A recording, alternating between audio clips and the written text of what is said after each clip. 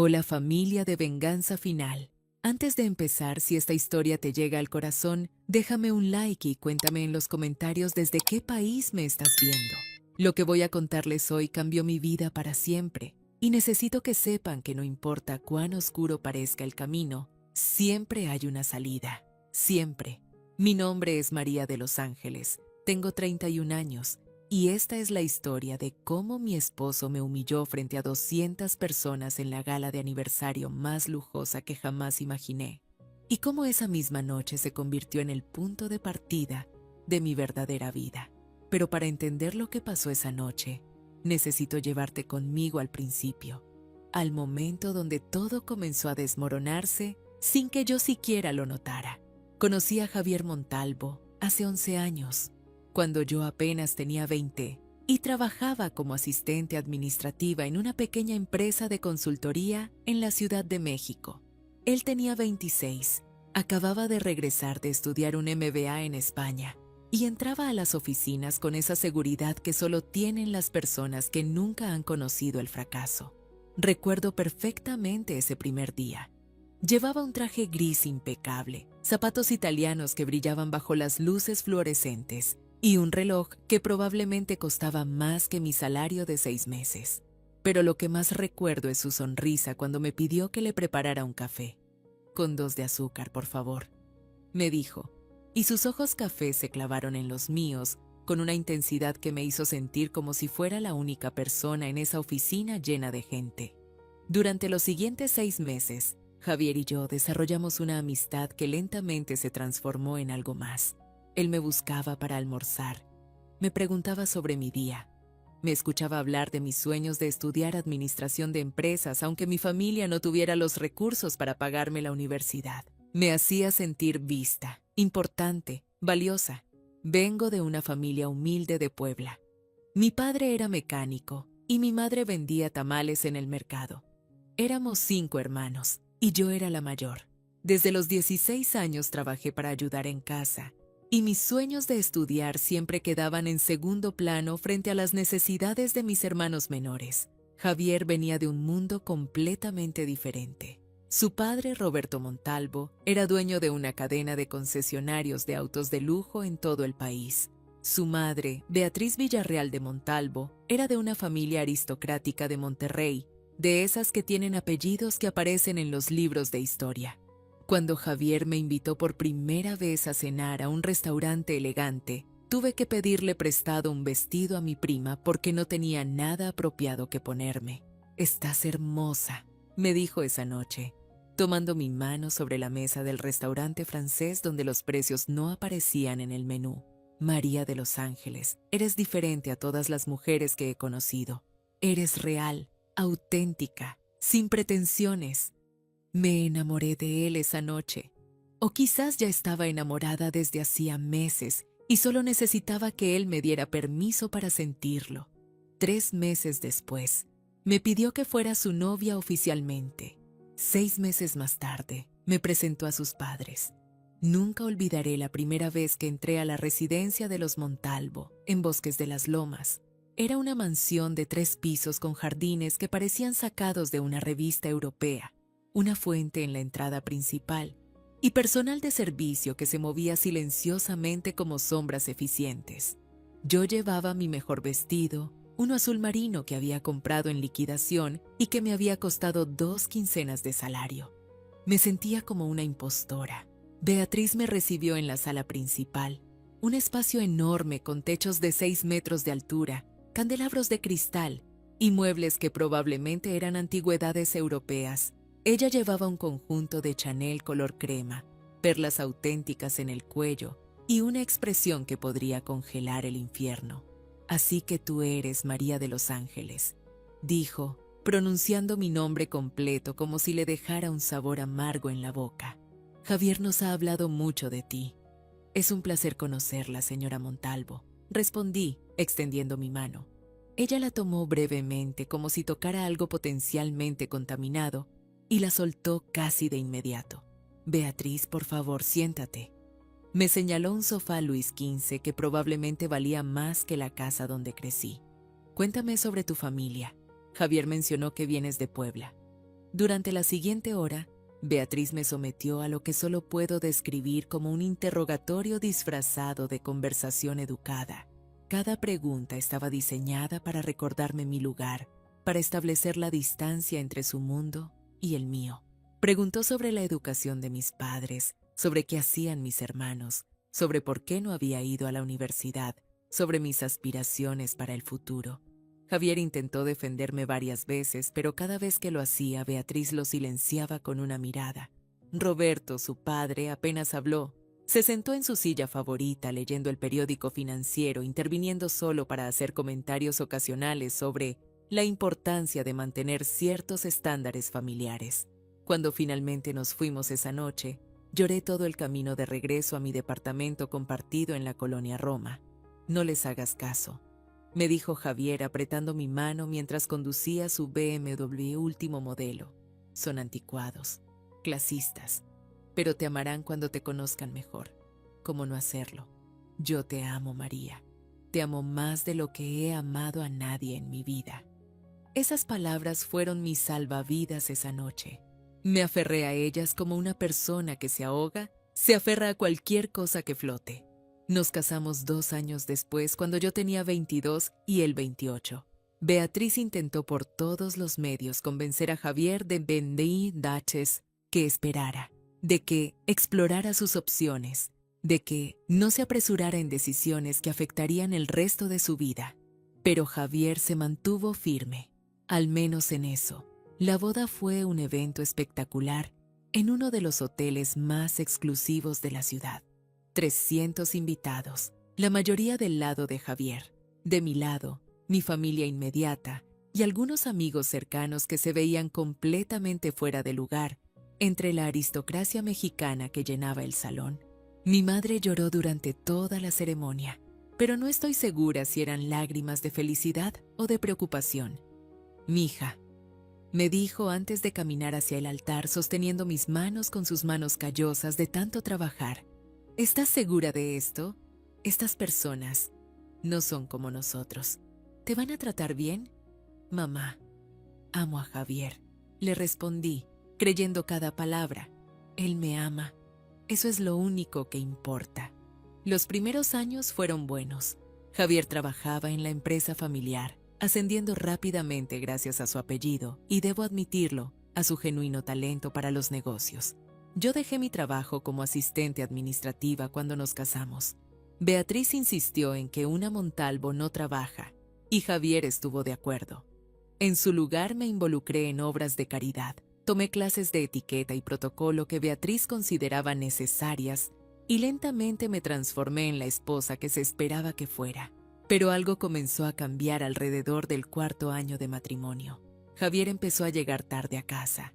Las conversaciones sobre mis sueños de retomar mis estudios eran cada vez más breves, más desinteresadas. Cuando mencionaba que quería hacer algo más con mi vida, además de asistir al DINE, almuerzos benéficos y cenas de sociedad, él me decía que ya teníamos suficiente con su carrera, que yo no necesitaba trabajar, que mi rol era apoyarlo a él. María, ¿por qué no puedes simplemente estar contenta con lo que tienes? Me dijo una noche, después de que yo mencionara por enésima vez mi deseo de estudiar. Tienes una vida que millones de mujeres matarían por tener. Una casa hermosa, tarjetas de crédito sin límite, un esposo exitoso. ¿Qué más quieres? No supe cómo responderle, porque en papel tenía razón. Vivíamos en una casa preciosa en Polanco. Yo conducía un Mercedes último modelo. Mi closet estaba lleno de ropa de diseñador, pero me sentía vacía, como un jarrón hermoso que solo servía para decorar. Todo empeoró hace 2 años, cuando Javier contrató a Silvia Arias como su nueva asistente ejecutiva. Silvia tenía 27 años, una MBA de una universidad prestigiosa en Estados Unidos y venía de una familia apropiada, según los estándares de los Montalvo. Era alta, delgada, con ese tipo de belleza pulida que viene de generaciones de buena genética y mejores recursos. Cabello castaño claro, siempre perfectamente peinado, ropa de diseñador que se veía natural en ella, no forzada como a veces me sentía yo. La 992. Primera vez que la conocí, Fue en una cena de negocios. Javier me había pedido que lo acompañara a un restaurante elegante en Polanco, donde iba a reunirse con unos inversionistas potenciales. María, te presento a Silvia Arias, mi nueva asistente ejecutiva, dijo Javier, y noté cómo sus ojos se iluminaban al decir su nombre. Silvia, esta es mi esposa, María de Los Ángeles. Un placer, dijo Silvia, extendiendo su mano con una sonrisa que no llegaba a sus ojos. Javier me ha hablado mucho de ti. ¿Ah, sí? Respondí, estrechando su mano. Qué curioso, porque él no me había mencionado que había contratado a una nueva asistente. Hubo un momento de tensión incómoda. Javier se aclaró la garganta. Fue todo muy rápido. Silvia viene altamente recomendada por los Guerrero. ¿Conoces a Arturo Guerrero? Su familia y la de Silvia son muy cercanas. Por supuesto que conocía a Arturo Guerrero. Era parte del círculo social de los Montalvo, uno de esos hombres de negocios que parecían tener conexiones con todas las familias importantes del país. Durante esa cena, observé cómo Silvia y Javier interactuaban. Había una facilidad entre ellos, una química que me hizo sentir incómoda. La forma en que ella se reía de sus chistes, cómo anticipaba lo que él iba a decir antes de que lo dijera, cómo sus manos se rozaban accidentalmente cuando revisaban documentos juntos. ¿No crees que es un poco joven para ser asistente ejecutiva? Le pregunté a Javier esa noche, cuando finalmente llegamos a casa. ¿Joven? Tiene un MBA, María. Está más que calificada. No seas insegura, no te queda bien. Esa palabra, insegura, se convirtió en su respuesta estándar cada vez que yo expresaba alguna preocupación sobre Silvia. Cada vez que mencionaba que pasaban demasiado tiempo juntos, que viajaban demasiado a reuniones de negocios, que ella lo llamaba a horas inapropiadas, él me acusaba de ser insegura, celosa, dramática. Silvia es una profesional, me decía con ese tono condescendiente que había desarrollado en los últimos años. Es mi asistente, trabaja para mí. ¿Por qué no puedes confiar en mí? Y yo quería confiar. Dios sabe que quería creer que mis preocupaciones eran infundadas, que mi intuición estaba equivocada. Así que me tragué mis dudas. Sonreí en las cenas donde Silvia estaba presente y fingí que todo estaba bien. Pero los cambios continuaron. Javier empezó a criticar mi apariencia de formas que nunca antes había hecho. ¿No crees que deberías ir al gimnasio más seguido?, me dijo un día, mirándome de arriba abajo, con una expresión que no pude descifrar. Silvia va todas las mañanas antes del trabajo. Dice que la mantiene enfocada. Yo voy al gimnasio 3 veces por semana, respondí, sintiendo cómo la vergüenza me quemaba las mejillas. Bueno, quizás deberías ir más, o contratar a un entrenador personal. Beatriz tiene uno excelente, puedo pedirle el contacto. Otra vez, cuando estábamos preparándonos para una gala benéfica, me vio con el vestido que había elegido y frunció el ceño. ¿Vas a usar eso?, preguntó. ¿Qué tiene de malo? Es Valentino. Lo compré el mes pasado. No, sé, María. Te hace ver mayor. ¿No tienes algo más moderno? Silvia siempre se ve tan actual, tan fresca. Silvia. Siempre Silvia. Su nombre se convirtió en una presencia constante en nuestra casa, en nuestras conversaciones, en mi mente. Empecé a compararme con ella obsesivamente. Me miraba en el espejo y veía todas mis imperfecciones magnificadas. Mi cabello no era tan brillante como el de ella. Mi cuerpo no era tan delgado. Mi ropa no se veía tan natural. Mis conversaciones no eran tan interesantes. Contraté a un estilista personal.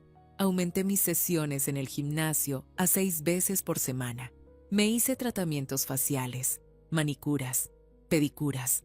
Gasté fortunas en ropa nueva, tratando de capturar ese aire de sofisticación sin esfuerzo que Silvia parecía tener naturalmente. Pero nada era suficiente. Javier siempre encontraba algo que criticar. Siempre había una forma en que yo no estaba a la altura. Las cenas familiares con los Montalvo se volvieron aún más tensas. Beatriz había tomado a Silvia bajo su ala, invitándola a sus almuerzos de sociedad, presentándola como la brillante asistente de mi hijo. En más de una ocasión, Cuando yo llegaba a la casa de los Montalvo para algún evento familiar, encontraba a Silvia ya allí, riendo con Beatriz, como si fueran viejas amigas. María, querida, me dijo Beatriz en una de esas ocasiones, con esa sonrisa fría que nunca alcanzaba sus ojos. Silvia estaba contándome sobre el nuevo proyecto que está desarrollando con Javier.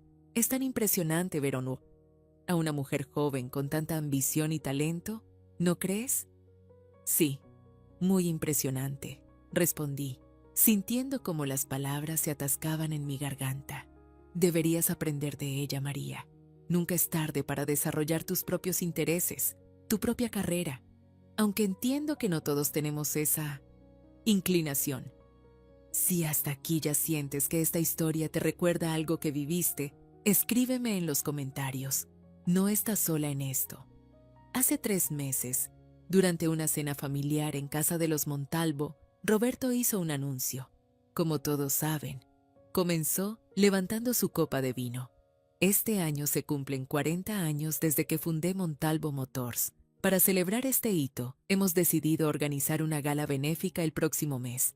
Será el evento del año, con invitados de todo el país. Las ganancias irán a la fundación familiar. Todos aplaudieron.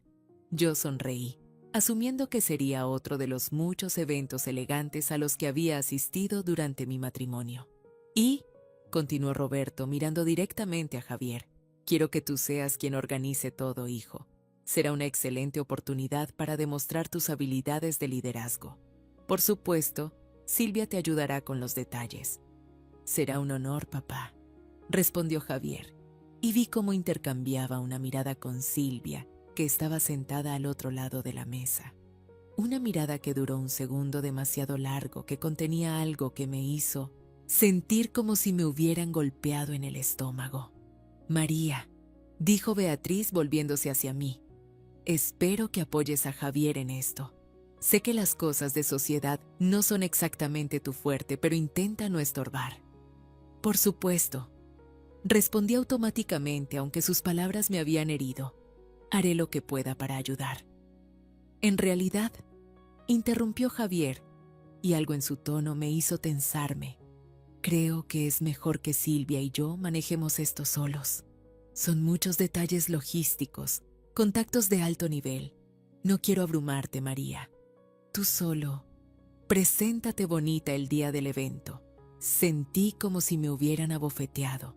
Todos en la mesa se quedaron en silencio por un momento, y luego la conversación continuó como si nada hubiera pasado, como si mi esposo no acabara de dejarme fuera del evento más importante de su familia, como si no acabara de decirme, frente a todos, que yo no era lo suficientemente capaz, lo suficientemente sofisticada, lo suficientemente buena.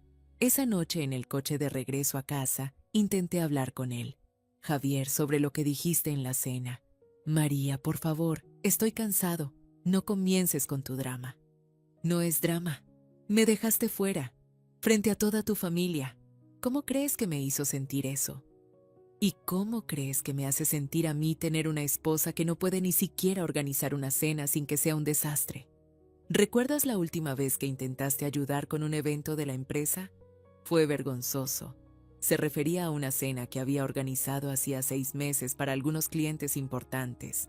Había sido un pequeño error con el menú, un malentendido con el chef sobre las restricciones dietéticas de uno de los invitados.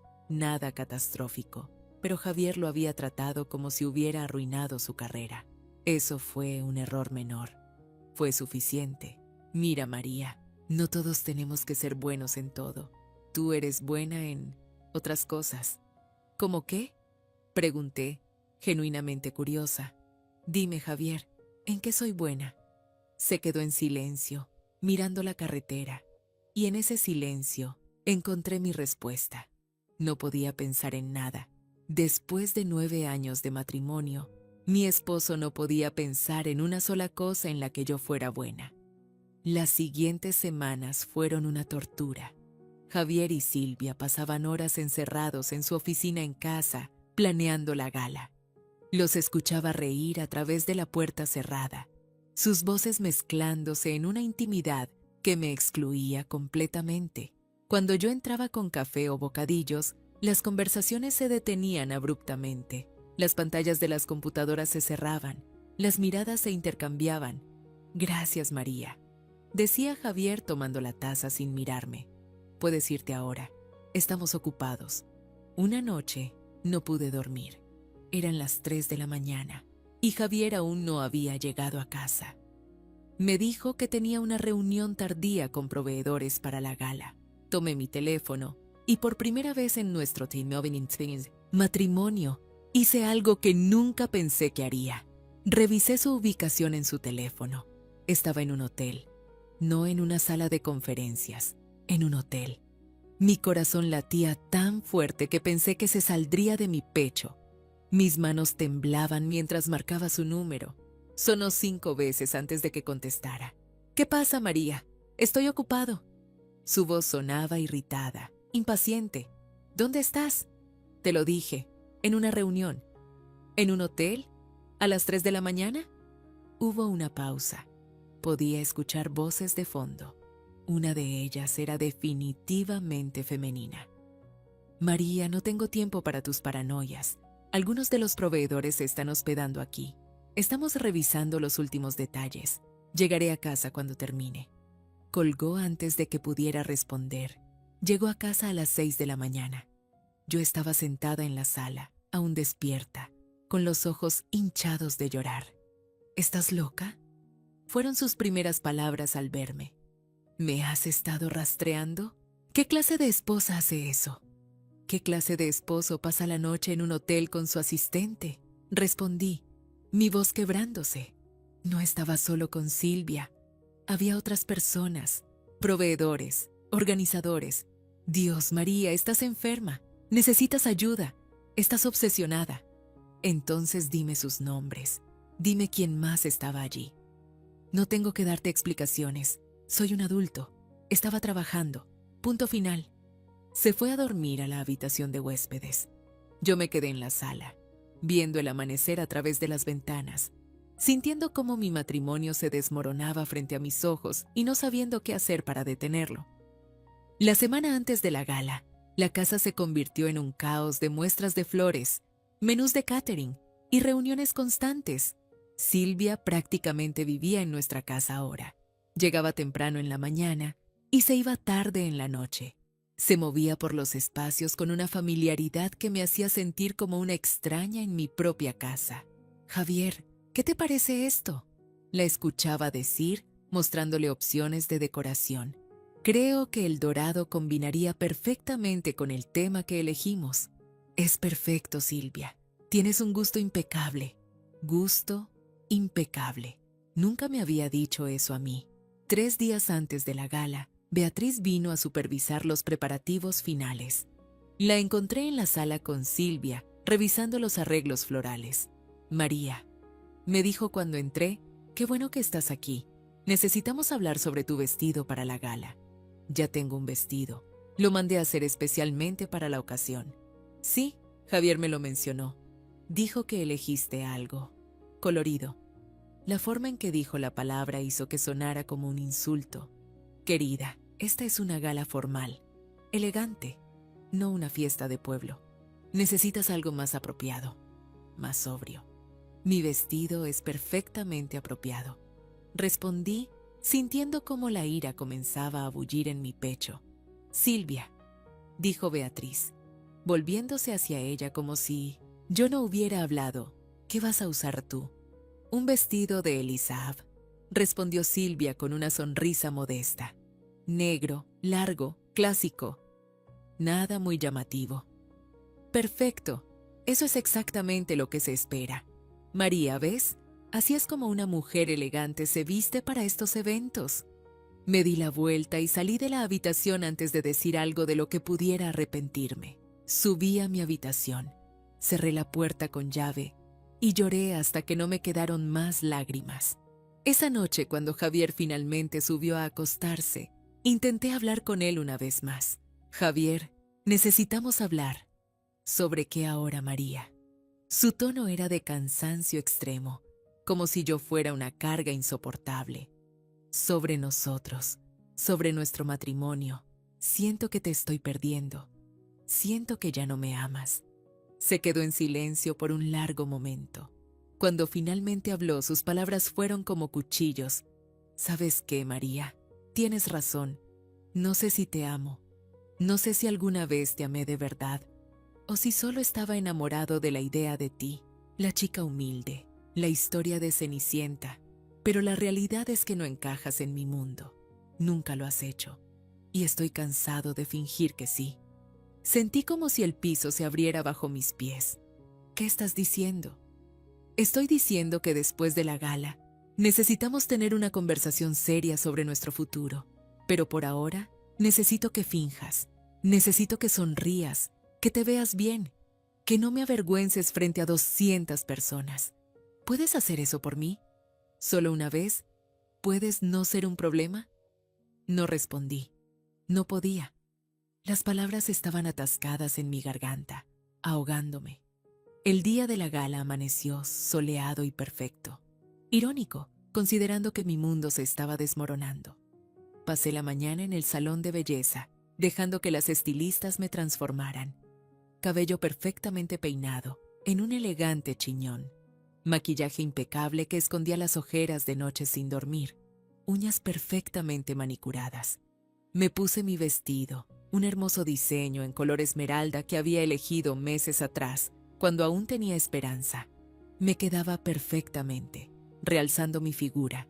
Me veía bien, mejor que bien. Me veía hermosa. Pero cuando bajé las escaleras y vi la expresión de Javier, supe que había cometido un error. ¿Ese es el vestido?, preguntó, su voz fría. ¿Sí? ¿No te gusta? Es muy llamativo. Mi madre tenía razón. Deberías haber elegido algo más discreto. Javier, me veo bien. Este vestido es elegante y apropiado. Como quieras, dijo, dándose la vuelta.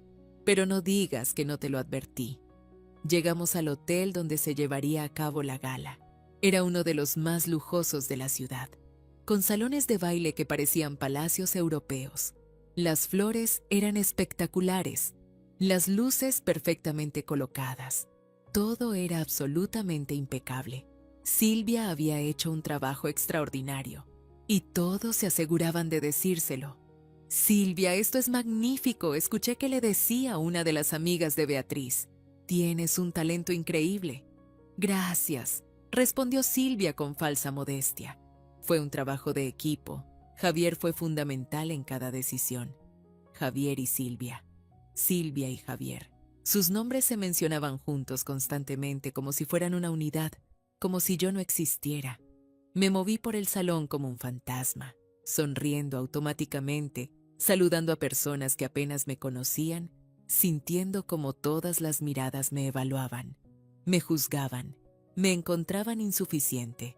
Beatriz me encontró, cerca del bar. «María», dijo, tomándome del brazo con más fuerza de la necesaria. «Necesito que vengas conmigo. Hay algunas personas que quiero que conozcas». Me llevó a un grupo de mujeres de su edad, todas vestidas en colores oscuros y discretos, todas con joyas que probablemente valían más que casas. «Damas», anunció Beatriz, «les presento a María de los Ángeles, la esposa de mi hijo Javier». «¿Ah, sí?», dijo una de ellas, mirándome de arriba abajo. «El vestido verde. Muy audaz». Las otras mujeres rieron suavemente y supe que no era un cumplido. «María viene de Puebla», continuó Beatriz, y la forma en que lo dijo hizo que sonara como si viniera de otro planeta. «Ha estado adaptándose a nuestra forma de vida». «Debe ser difícil», dijo otra mujer con una sonrisa que no llegaba a sus ojos. «Todos estos eventos, todas estas expectativas, no es para todos». Me quedé allí, sonriendo, asintiendo, mientras estas mujeres me destrozaban con palabras educadas y sonrisas falsas, y Beatriz orquestaba todo, asegurándose de que cada comentario hiriente aterrizara donde más dolía. Entonces, llegó el momento de los discursos.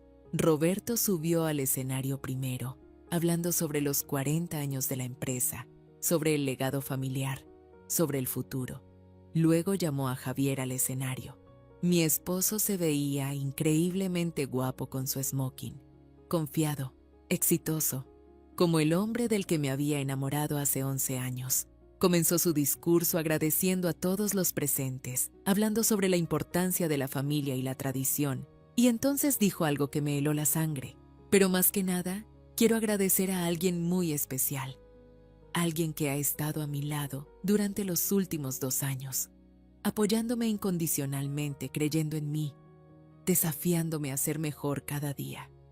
Mi corazón comenzó a latir más rápido. Iba a agradecerme. Después de todo, después de las semanas de dolor y humillación, iba a reconocerme públicamente. Silvia Arias, continuó, y sentí como si me hubieran arrojado agua helada. Por favor, sube al escenario. El salón estalló en aplausos, mientras Silvia, con su perfecto vestido negro de Eliesab, subía al escenario con una sonrisa radiante. Javier la tomó de la mano, ayudándola a subir los escalones. Silvia, dijo mi esposo, mirándola con una ternura que no me había mostrado en años, no solo has sido una asistente excepcional, has sido mi confidente, mi apoyo, mi inspiración. Esta gala no hubiera sido posible sin ti. Sin tu dedicación, tu talento, tu pasión, eres extraordinaria. Le entregó un ramo de rosas rojas. 200 personas aplaudieron y yo me quedé allí, de pie en medio del salón, con mi vestido verde demasiado llamativo, invisible para mi propio esposo. Busqué a Beatriz entre la multitud. Ella me miraba con una sonrisa de satisfacción absoluta. Esto era lo que había querido todo el tiempo. Humillarme, recordarme mi lugar, demostrarme que nunca sería suficiente. Algo se rompió dentro de mí en ese momento. No fue un quiebre dramático, no fue explosivo, fue más bien como si un interruptor se apagara. Años de intentar ser suficiente, de modificarme para encajar, de soportar humillaciones pequeñas y grandes, todo culminó en ese momento de claridad absoluta. No iba a quedarme a ver el resto de este show. Me di la vuelta y caminé hacia la salida. Nadie me detuvo. Nadie siquiera pareció notarlo. Cuando llegué al vestíbulo del hotel, mi teléfono sonó. Era un número desconocido. María de Los Ángeles Montalvo, preguntó una voz femenina. ¿Sí? ¿Quién habla? Mi nombre es Clara Ibáñez. Soy abogada. Necesito hablar con usted urgentemente sobre su esposo, Javier Montalvo. ¿Podemos reunirnos mañana? ¿De qué se trata esto? Preferiría discutirlo en persona, pero le adelanto que tiene que ver con actividades financieras irregulares en la empresa familiar. Y usted, como esposa, podría estar en riesgo legal. ¿Tú qué habrías hecho en mi lugar? ¿Te habrías quedado en esa gala, sonriendo mientras tu esposo humillaba públicamente? ¿O habrías hecho lo que yo hice? Esa noche no volví a casa. Me registré en un hotel discreto y apagué mi teléfono. No quería hablar con nadie, no quería explicaciones, no quería más mentiras. Pasé la noche en vela, reproduciendo en mi mente cada momento de humillación, cada señal que había ignorado, cada vez que había permitido que me hicieran sentir inferior. A la mañana siguiente llamé a Clara Ibáñez. Nos reunimos en su oficina, un espacio elegante pero profesional en Reforma. Clara tenía alrededor de 40 años, cabello corto y gris, y ojos que habían visto demasiado para sorprenderse fácilmente. Señora Montalvo, comenzó, lo que voy a decirle no será fácil de escuchar, pero necesita saberlo.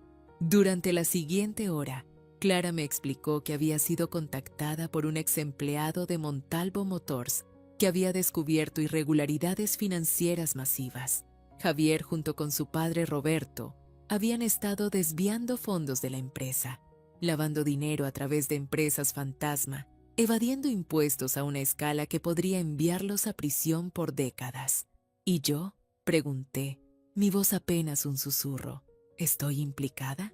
Legalmente, como esposa, podría estar en riesgo, especialmente porque su nombre aparece en algunos documentos.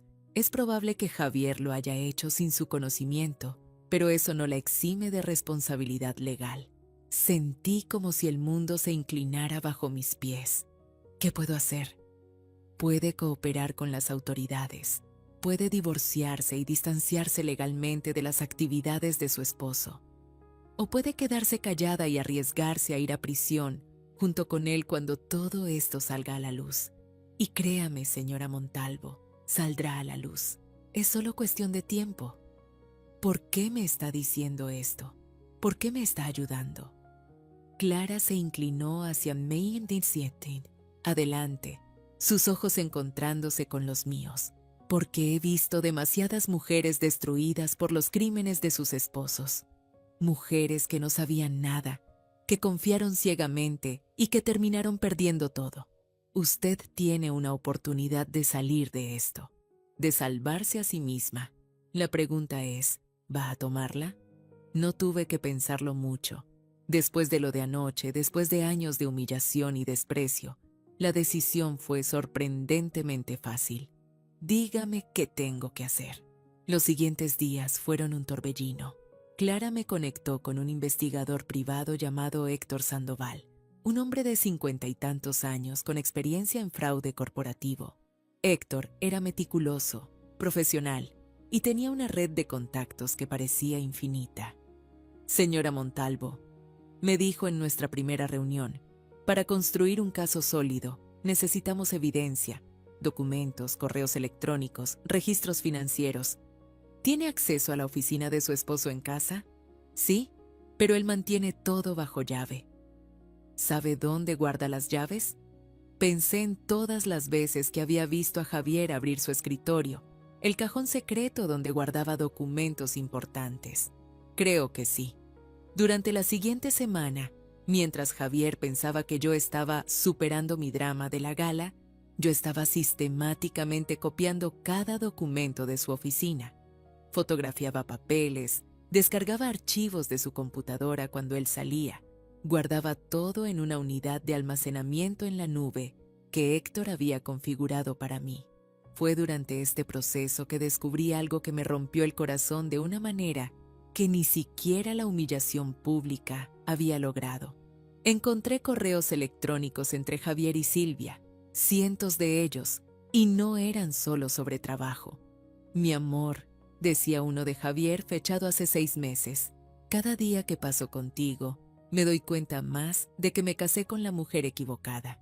María es dulce, supongo, pero no me desafía, no me inspira. Contigo siento que puedo conquistar el mundo. Pronto, respondía Silvia. Tu padre ya está trabajando en el divorcio. Con el acuerdo prenupcial que firmó, María no recibirá nada significativo. Y entonces podremos estar juntos abiertamente. Había más. Planes detallados sobre cómo deshacerse de mí. Conversaciones sobre cómo mi falta de sofisticación era una vergüenza para la familia. Discusiones sobre la fecha de boda que tenían planeada para 6 meses después de nuestro divorcio. Lloré mientras leía esos correos, pero también sentí algo más. Determinación, furia, un deseo ardiente de justicia. Le mostré todo a Clara y Héctor. Esto es oro, dijo Héctor, sus ojos brillando mientras revisaba los documentos. No solo tenemos evidencia del fraude financiero, tenemos prueba de conspiración, de planificación premeditada. Y estos correos demuestran que Javier sabía exactamente lo que estaba haciendo cuando puso su nombre en esos documentos, señora Montalvo. Estaba preparándola para que cargara con la culpa si todo salía mal. ¿Qué hacemos ahora?, pregunté. Clara sonrió. Era una sonrisa feroz, de depredador. Ahora, contraatacamos. Durante las siguientes semanas, mientras Javier y su familia pensaban que todo estaba bajo control, nosotros estábamos construyendo un caso hermético. Clara contactó a las autoridades fiscales, presentó la evidencia de manera estratégica, se aseguró de que mi cooperación quedara documentada. Pero también hicimos algo más, algo que Clara sugirió y que al principio me pareció demasiado arriesgado. Necesitamos proteger sus activos, me dijo. Todo lo que está a nombre de ambos, todo lo que es legalmente suyo. Necesitamos moverlo antes de que Javier se dé cuenta de lo que está pasando. Resulta que, durante nuestro matrimonio, yo había heredado una pequeña propiedad de mi abuela en Puebla. No era mucho, Pero Javier había insistido en que la vendiéramos y pusiéramos el dinero en una cuenta de inversión a mi nombre. Era una de las pocas cosas que eran completamente mías. Con la ayuda de Clara, transferí ese dinero a una cuenta nueva que Javier no conocía. También descubrí que, legalmente, tenía derecho a la mitad de todo lo que habíamos adquirido durante el matrimonio. La casa en Polanco, los autos, las inversiones. Clara comenzó a preparar los documentos de divorcio, asegurándose de que cada detalle estuviera a mi favor. Pero la verdadera bomba vino cuando Héctor descubrió algo más. «Señora Montalvo», me dijo una tarde, su expresión seria, «encontré algo interesante.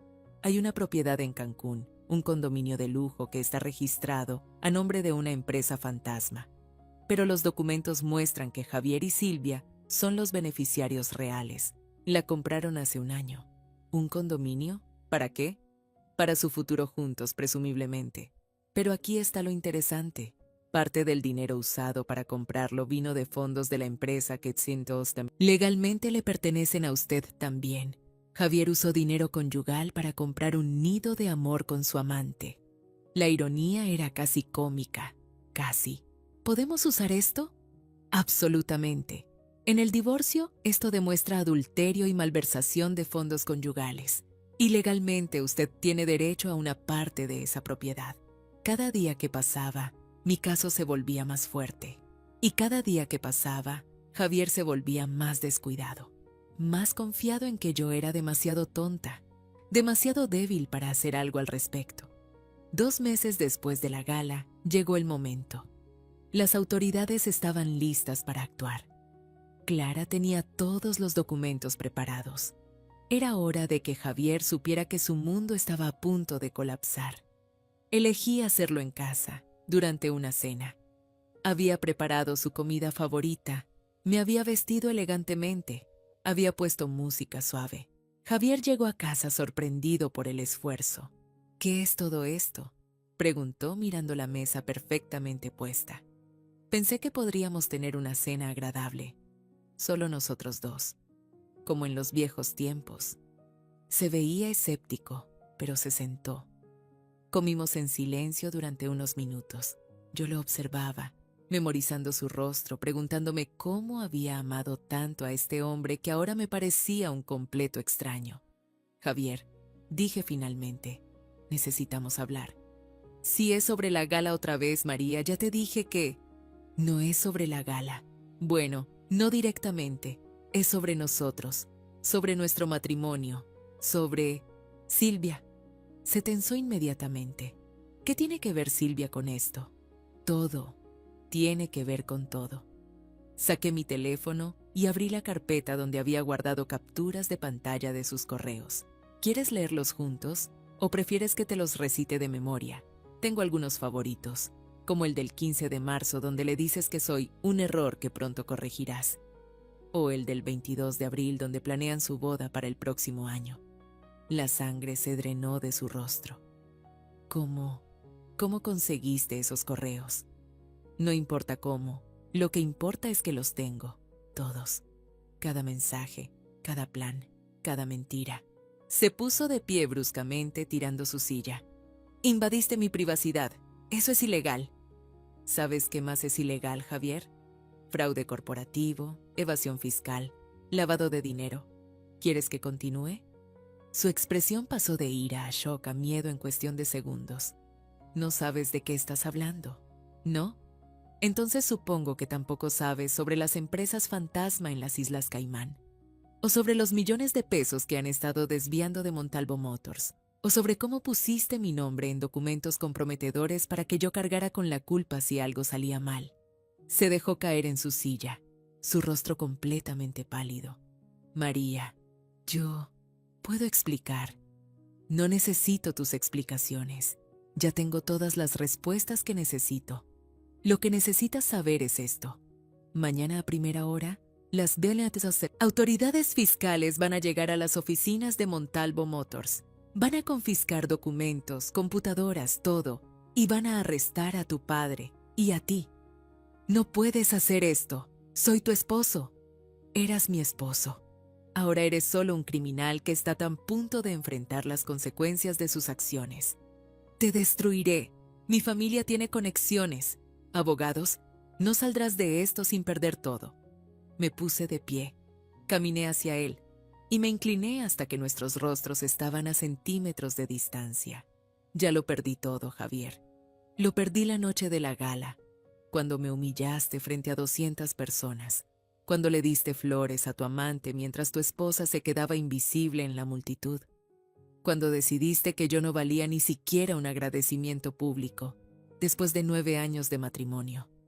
Así que adelante, intenta destruirme. Ya estoy destruida. Pero la diferencia es que yo voy a resurgir de estas cenizas. Tú, en cambio, vas a prisión. Salí de la casa esa noche con una maleta pequeña y la cabeza en alto. No miré atrás. Los siguientes meses fueron un torbellino mediático. Las autoridades efectivamente llegaron a Montalvo Motors al día siguiente. Los arrestos fueron transmitidos en vivo por todos los noticieros. Javier Montalvo y Roberto Montalvo, esposados, siendo llevados en patrullas mientras las cámaras capturaban cada momento. Beatriz intentó usar sus conexiones para minimizar el daño, pero la evidencia era demasiado sólida. Los abogados de la familia no pudieron hacer nada contra el caso hermético que Clara y yo habíamos construido. Silvia, interesantemente, desapareció. Renunció a su puesto el día de los arrestos y se mudó a España. Aparentemente, el amor eterno que profesaba por Javier no era tan fuerte cuando incluía la posibilidad de ir a prisión. El divorcio fue rápido y brutal.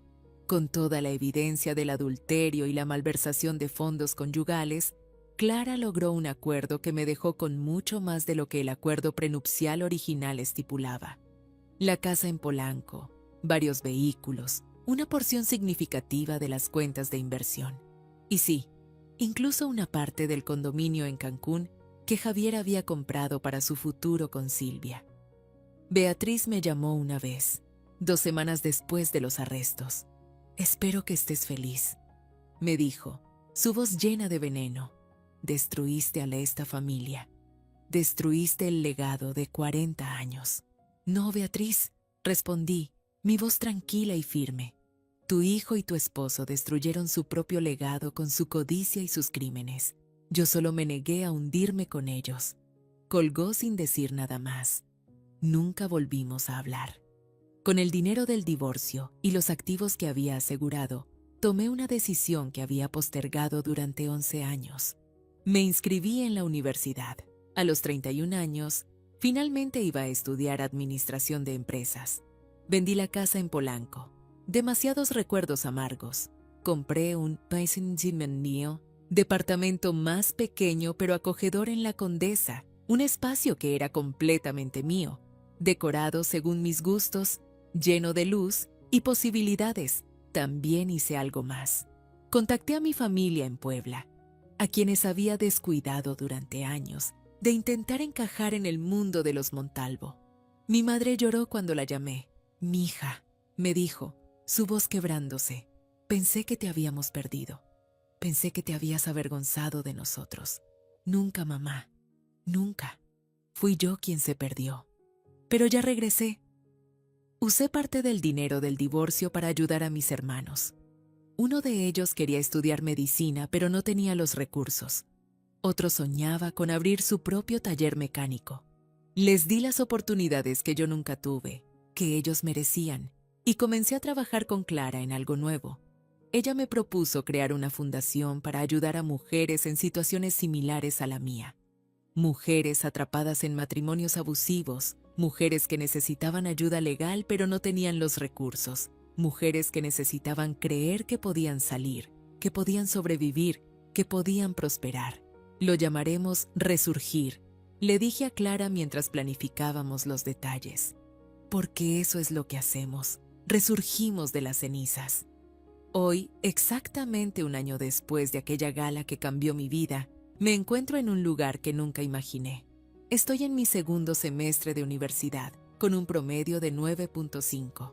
Trabajo medio tiempo en la Fundación Resurgir, que ya ha ayudado a más de 50 mujeres a escapar de situaciones abusivas y reconstruir sus vidas.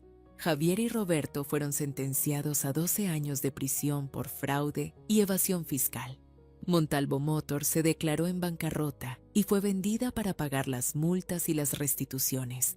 La familia Montalvo, que una vez fue sinónimo de éxito y prestigio, ahora es sinónimo de escándalo y crimen.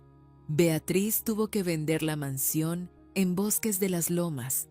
La última vez que supe de ella, estaba viviendo en un departamento modesto. Su círculo social completamente destruido. Parte de mí sintió lástima, pero solo una parte muy pequeña. Hace un mes recibí un mensaje de Javier desde prisión. Era largo, lleno de disculpas y súplicas.